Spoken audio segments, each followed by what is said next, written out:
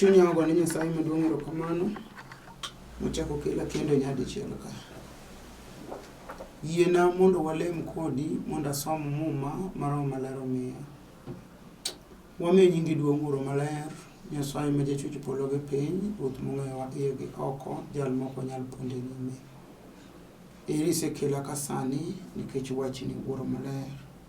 Kabiro wuoyo, ichung' e tok wachni, isero wachni, itimo honni, imi jawinjo kod janeno oyud dwaro mar chunye dadi.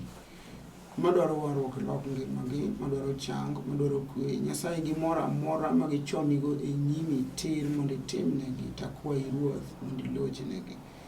Erokamano ne ngima misemiya, erokamano ne thuolo mimiya, erokamano ne studio ni Nyasaye, erokamano ne nyithindo mashutwa, erokamano ne gik moko duto Ruoth. Koro rie badi nikech in to pok ne ilokori nyaka nene. Piny gipodo gi gige lokore, to in isika chiel nyoro tinindi nyaka chieng'.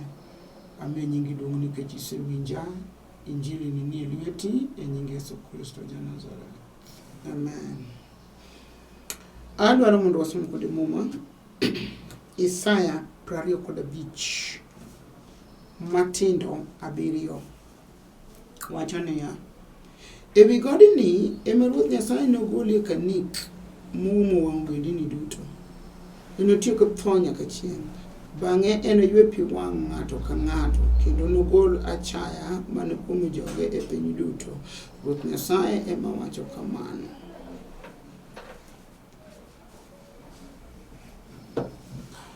Adwaro mondo awuo kuom wach ma Nyasaye kod Roho Maler omiya. Isaya 25 matindo 7 wacho ni asesome. Koro ndiko wacho ni ewi godni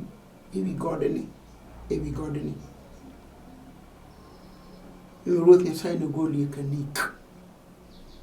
Ewi god kanik en nanga moro marateng' moumo wang' ji.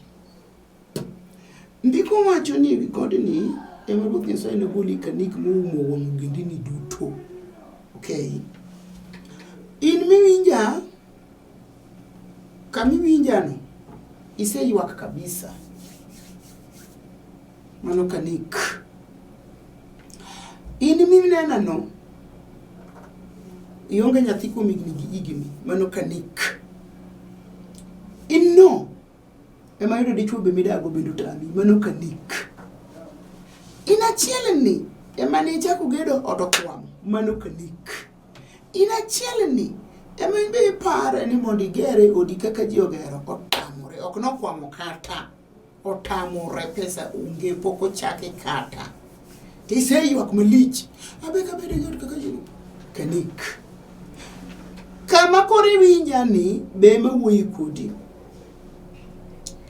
ni wan kod chuo mosemanyo tich, mano kanik. Wan kod mon mosegombo nyuolo nyathi, kanik. To bende wan gi moko modak, to gichalo le modak e thim, ok giherore, yani giyware ka tugo mar tol miywaruok ma gigore pincha, onge kwe odno, mano kanik. Wan gi moko mosepuonjo nyithindo to oran, mano kanik. Muma wacho ni ewi godni ema Ruoth Nyasaye nogolie kanik moumo wang' ogendini duto. Kanik moumo wang' ogendini duto. Kanik. Kanik no en nanga moro marateng'. Iloko machon nitie kaka ogole mamit. Moumo wang' ji ma kata ng'ato dhi donjo gimokia to ok one. Koda gima ber biro ne be ok one. Oumo wang'e. To ndiko wacho ni ewi godni ema nagolie kanik moumo wang' ji duto. Kama intieni iseyuak kanik oloro wang'i, to muma wacho ni godni ema nagolie kanik. Ananzi lemo na ji mang'eny kabisa. Mamoko isa pastor ne anadwaro mana misungu. Ing'eni wach nyosebet kasanda. Ang'o momiyo ji mang'eny dwaro wazungu, nyiri mang'eny ok chuo. Nyiri mathoth dwaro mana wazungu. En ang'o? Giparo ni kwe mana ni dwaro wazungu. Koso giparo ni mondo ni lwet wasungu. Gima sandi momiyo kata mzungu dwa nupukirado go kanik. To mawacho ni ewi godni ema Ruoth Nyasaye nogolie kanik moumo wang' ji pe. Ng'ata ma kanik oumo. Wan ka gi joma winja sani to higni 35 ka presa chame tamore chango. Mano kanik Nyasachwa nitie dwa gole sani. Nyaka kama yale ni ema wane gi jomoko ma higni 30. En gi tuo mar choke miluongo gi zungu ni arthritis. Endo nisiko jonyo kuta tamore chango. Siptato se chame pesa nende. Kanik. Ewi godni ema Ruoth Nyasaye nogolie kanik moumo wang' ogendini duto. Kanik. Apako Rabi Wuod Nyasaye. Glory be to his name. Wacho ne wi godni ema Nyasaye nogolie kanik moumo wang' jite. In bende kata kawuoyo kama ibi ing'eyo ni segete chami mano kanik.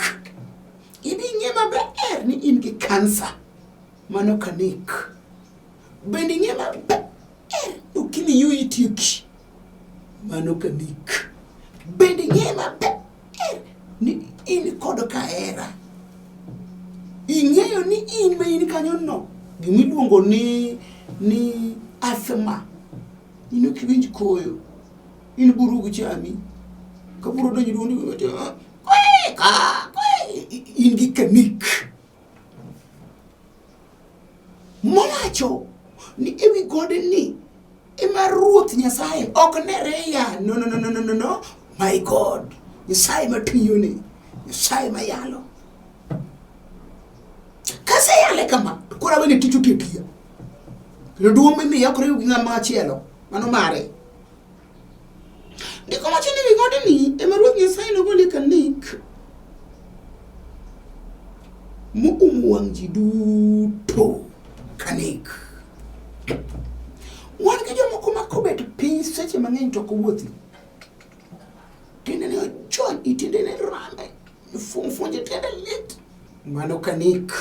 Ruoth ne ka obro golo kawuono.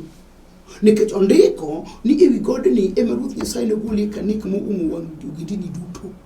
Nyasachwa oikore mondo tiek kanik. Adier. Koro mana sani, mana kawuono, mana kama antieni, mana kaka iwinja no, gi kaka idhi mulo TV no, gi kaka idhi lemo, e kaka kanik dhi rumo te. Kanik dhi rumo. Kanik dhi rumo. Wan gi jomoko matiyo to joma kitiyonegi ochayo gi ok nyal miyo gi tamzal. Mano kanik. Kamuono idhi tieke. Muma wacho ni ewi godni ema Ruoth Nyasaye nogolie kanik. Wi godni. Wan gi jomoko makonindo to kochung' to ywaka. Ndiko wacho ni e godni ema anagolie kanik. Wan gi jomoko mopidho jamni tata na gimene golo jamni mendo. Ya Nyasaye tutine tie gi jamni. Mago kanik. Nik wacho ni wi godni ema anagolie kanik. Moumo wang' ogendini duto. Moumo wang' ogendini te kanik. Muma wacho ni ewi godni ema anagolie kanik. Mano Nyasaye. Hallelujah.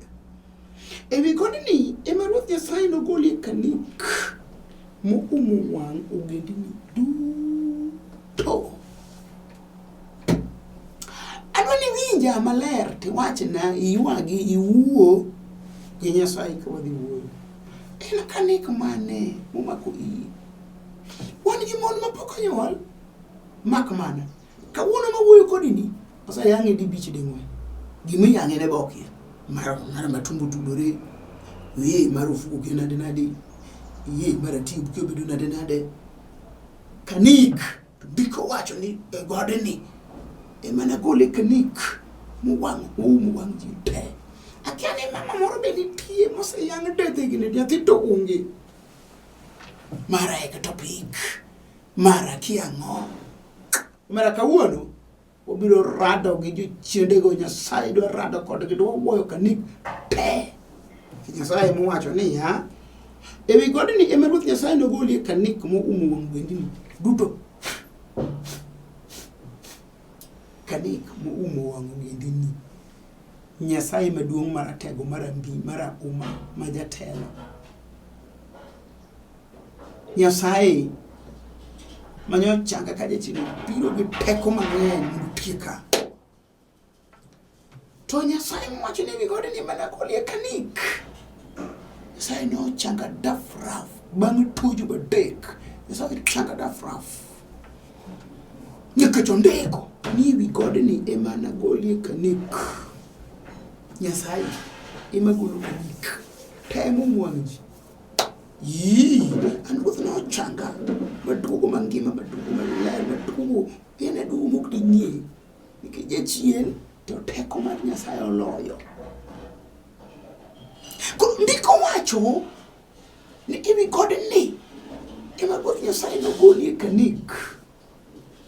Awacho ni kata wi muoch kabunde momuochi to wan gi Nyasaye biro golo kanik. Koda wang'ini ema ngoloni miwena ole lope. Wan gi Nyasaye biro golo kanik. Ndiko wacho ni ewi godni ema nogolie kanik. An Ruoth Nyasaye moumo wang' ogendini duto. Onge dichuo moro kata dhako moro manyalo golo kanik kuom oganda Nyasaye. Nyasaye ema golo kanik. Kata rwak mana jora. Awacho ni adiera onge gi teko mar golo jachien, mar golo kanik kuomi. To Nyasaye mwatiyone ema nigi teko mar golo kanik. Ang'eyo Nyasaye no ma jachien wuoth nyinge. Ana chando ng'ani nikech nadhine Kisauni Mombasa cave. Nyiso ni sama Jehova donjo gi teko mar wuoyo kanik, to jochiende te pango misikigi ka giwuoyo ka wacho ni gima nokelo en kama kamano, tiyo gi pesa ma kamano, dhi kama kamano, bedo kama, otimore kama. E godni ema anagolie kanik, Jehova wacho. Wasom. Ewi godni ema Ruoth Nyasaye nogolie kanik moumo wang' ogendini. Koro obed gima nyoter ka juoga. Nyasaye nigi teko dhi golo kawuono. Awacho niya, obed gima noywaye mbofwa. Nyasaye nigi teko dhi tieko kawuono. Awacho niya, obed gima norwake i kombe. Jehova osewacho. Obed gima nolute e nam. Obed manokuny. Obed mora atamalo molwar ni kanyo mondo yudi. Ndiki ni e godni ema an Ruoth Jehova Nyasaye nogolie kanik. Saromo mondo Nyasaye ogol kanik. Ma jachien osesandigo. Oserwako kuom kothi. Ne kothi somo madonjo university. Ma graduate. To teach there is no job. Hakuna. Ane kamunda somo mama wacho ni ewi godni ema nogolie kanik. Mano Ruoth Jehova Nyasaye ema wacho. Ane kamunda wachi ni kimora mora mopondo Nyasaye oseikore mondo dhi ogol. Iseywak ahinya. Kinde dalani kamine ntieno be makaniko osesandieno. To mane momiyo Nyasaye oseneno chandruogino gi ywakni no gi lala. Mokoni kawuono sa romo godni ema dhi gole kanik. Nikech nyaka dalani kama intiene manyuol osetami. Kanik igolo kawuono. Awacho niya, nyaka kama intiere no ema kwe bende onge. Kanik igolo kawuono. To nyaka kama Chieng'no ema chodo bari ndasi dhako chodo gi chuchu kanik. To mane dala ni kanyo be emi nyombi dhako dhi, inyombi ki dhako dhi.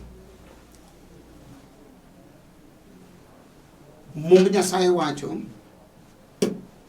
ni ewi godni ema Ruoth Nyasaye nogolie kanik moumo wang' ogendini duto. Ane ka mondo alande hali ya hatari ni Nyasacho luongo ni Jehova Yawe, mach ma wang'o to tieko pe. Kudong to kolando ni ene modhi golo kanik to kawuono ogolo to wang'o. Kudong muma wacho niya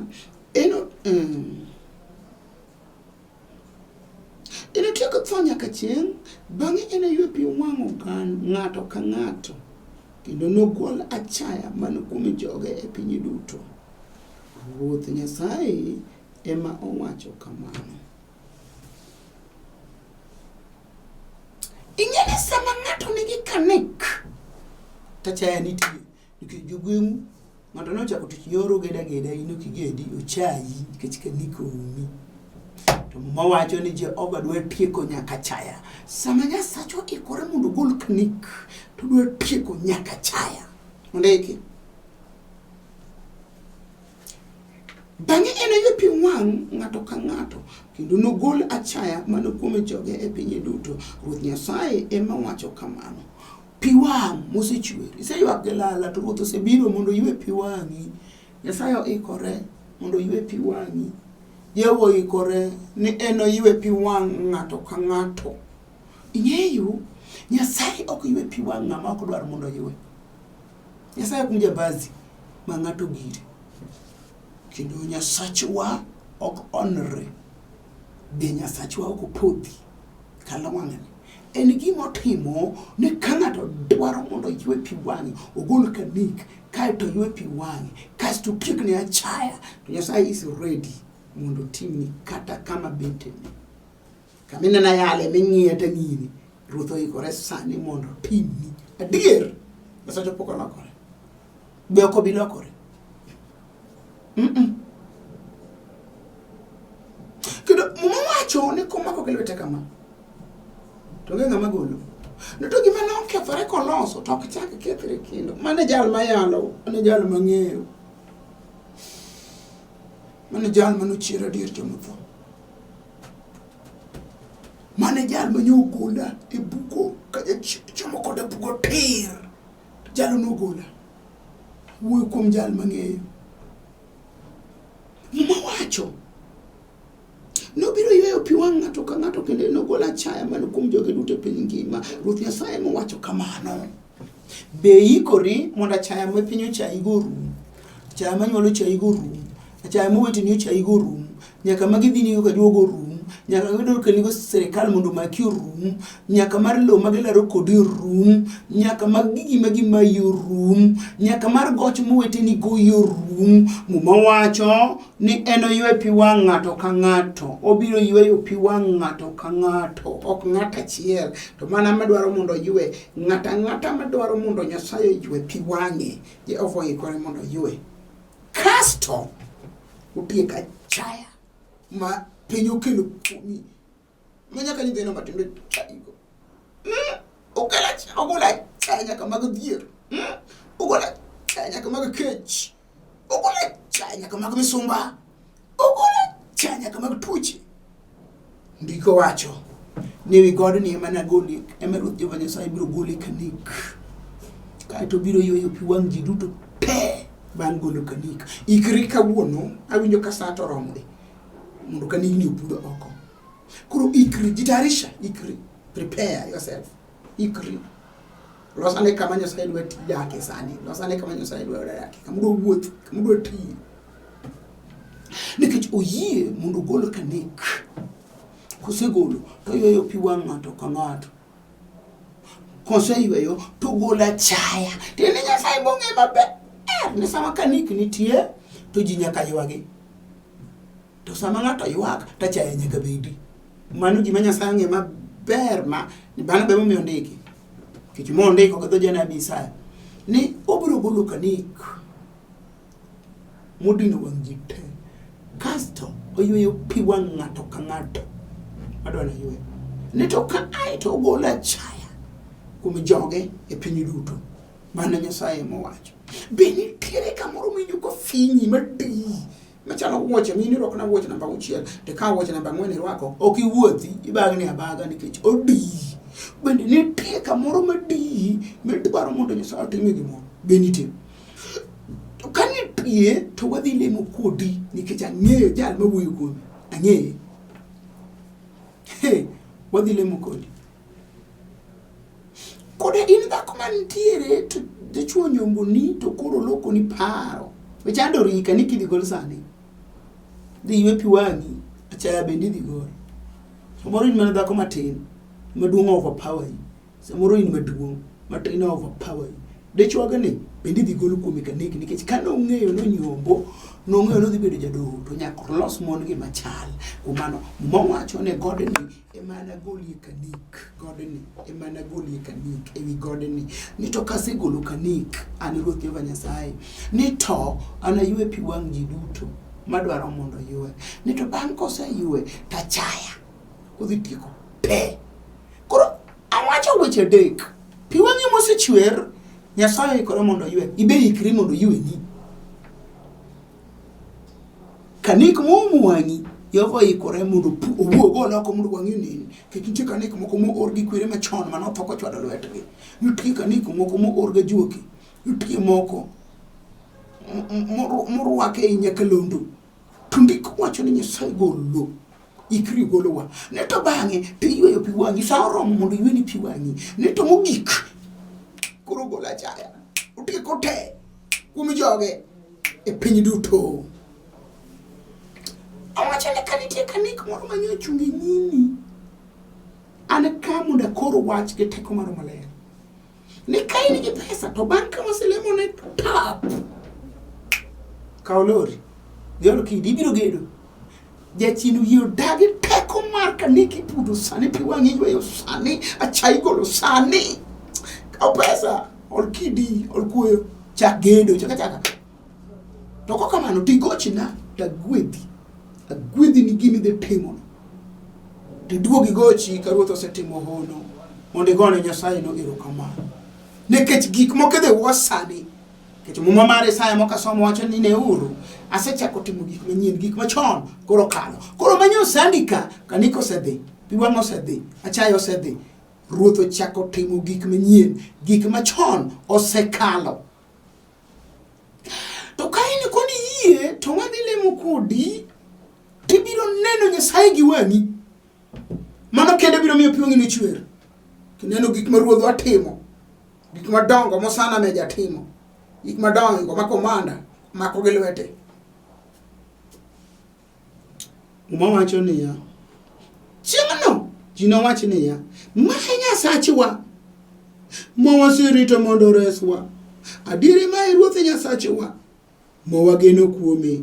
Omiyo wabeduru mamor kendo moil nikech osewarowa.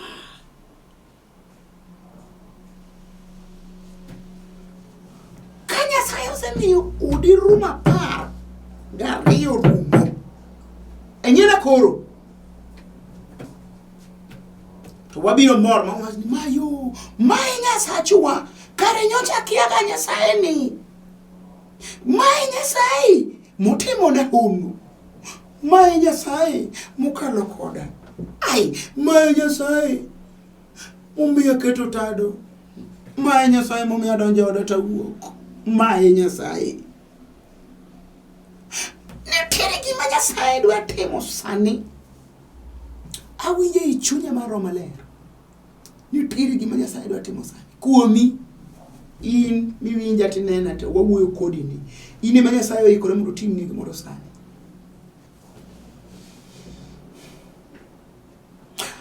Wacho Chieng'no ji nowacho niya. Mae Nyasachwa. Nyasaye dwa timo ni ono sani. Ibiro wacho ni joma mae Nyasaye. Mae Nyasachwa. Ma e Nyasachwa. Ma warito mondo oreswa. Ma waserito mondo oreswa. Adiera ma Ruoth Nyasaye ma wageno kuome. Omiyo wabeduru mamor kendo moil nikech osewarwa. Ni ma Nyasaye ma jawarito, ma Nyasaye moseresowa, ma Nyasaye mosetimonwa. Kare nyocha warite dir kare ma Nyasachwa. Sama Ruoth osetimo wono to ji neno ni mano Nyasachgi. To ka Jehova podi machandruok ng'ato nigo, to neno ma Nyasaye. Ng'ato ni ogochona moko neno jatich Nyasaye. To en gimotimore ne oneno nowawa kata Nyasaye. Oweya kata Nyasaye, gik matimore ni nyiso ni Nyasaye onge. Adwa ni ing'e. Sama ber nitie, Nyasaye nitie. Sama rach nitie, Nyasaye nitie. Sama kuyo ng'eny, Nyasaye nitie. Sama pi wang' chwer, Nyasaye nitie. Sama mor nitie, Nyasaye nitie. Sama dhier nitie, Nyasaye nitie. Kod lwar piny, Nyasaye nitie. Kod ting'i malo, Nyasaye nitie. E kinde te, onge sama Nyasaye onge.